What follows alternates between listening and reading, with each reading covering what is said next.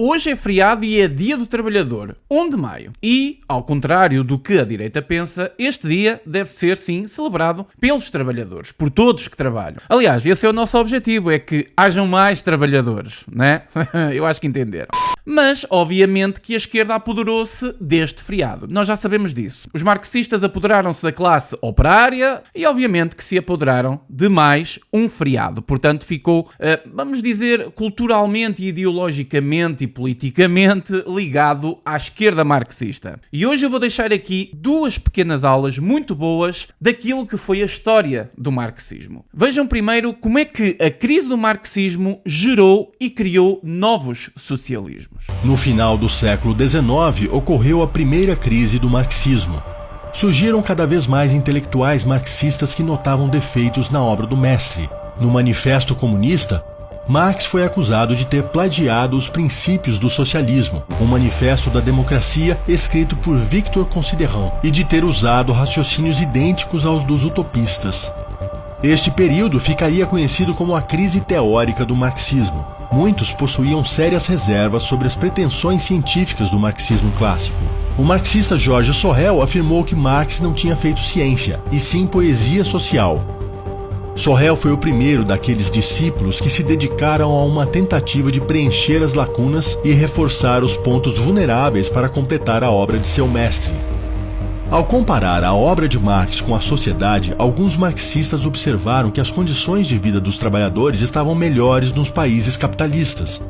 As condições históricas invalidaram muitas das afirmações do marxismo ortodoxo e, portanto, abalaram a unificação da teoria e da prática que ele propunha. De acordo com Eduard Bernstein, os indicadores econômicos não justificavam a suposição de que o capitalismo entraria em colapso.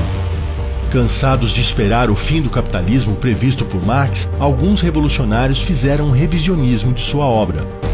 O revisionista mais famoso dessa época foi Lenin. Reconhecendo que o socialismo não aconteceria porque era inevitável, Lenin concluiu que ele teria de ser alcançado como resultado da ação. O materialismo histórico foi substituído pela visão de que o socialismo teria de ser imposto por uma elite revolucionária.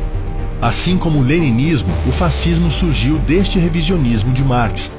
Para entender o fascismo e seu surgimento, é necessário um conhecimento considerável do socialismo de Saint-Simon, do complexo sistema de ideias elaborado por Karl Marx e do revisionismo marxista feito por Georges Sorel.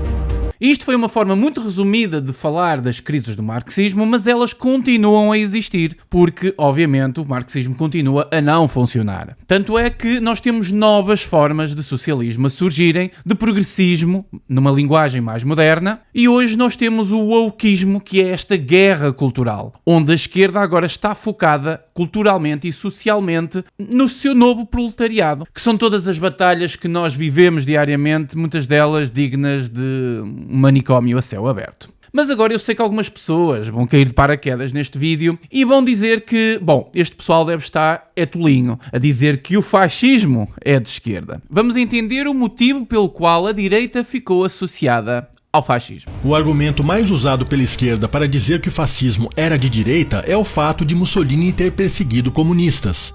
Sim, a perseguição existia, mas esta informação está incompleta porque houve muito mais comunistas que entraram para o Partido Fascista na Itália do que aqueles que foram perseguidos. O historiador Antônio Alosco conta que foram muitos socialistas que aderiram ao fascismo ou escreveram a Mussolini fazendo um gesto de submissão, colaborando e apoiando o regime. Comparados a eles, os socialistas que fugiram para o exterior ou que ficaram clandestinos na Itália parecem uma minoria insignificante. Na União Soviética houve muito mais perseguição a comunistas. No início da Revolução Russa, Lenin perseguiu e prendeu não só social-democratas, mas também marxistas do Partido Socialista Revolucionário, o maior partido comunista da Rússia na época, a quem os bolcheviques chamavam de direita. Sim, os bolcheviques classificavam marxistas de outro partido como direita simplesmente por serem oposição ao regime bolchevique.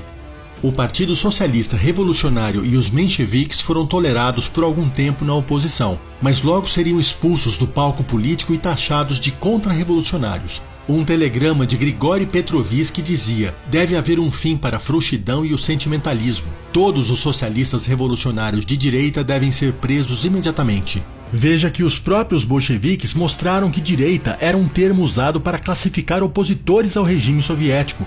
Portanto, perseguir e prender adversários comunistas não define se o regime é de direita ou de esquerda.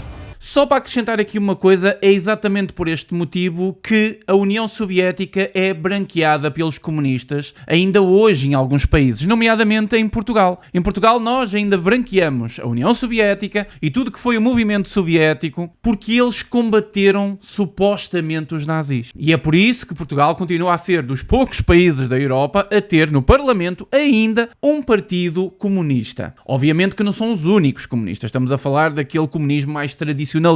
Nós temos agora um marxismo mais moderno que é encabeçado pelo LIVRE e o LIVRE em pouco tempo vai comer por completo o Bloco de Esquerda completamente desintegrado. E portanto, se quiserem continuar a seguir o excelente trabalho que o Manual de História faz, e como viram o rapaz é brasileiro, mas tem uma bagagem intelectual e de conhecimento muito grande, eu vou deixar aí o site dele e os links para que possam consultar e se quiserem até fazer os cursos dele e conhecerem muito mais. E é desta forma que me despeço e desejo um resto de um bom feriado para todos vocês. Deixem um comentário, subscrevam, deixem um like se for o caso e até à próxima.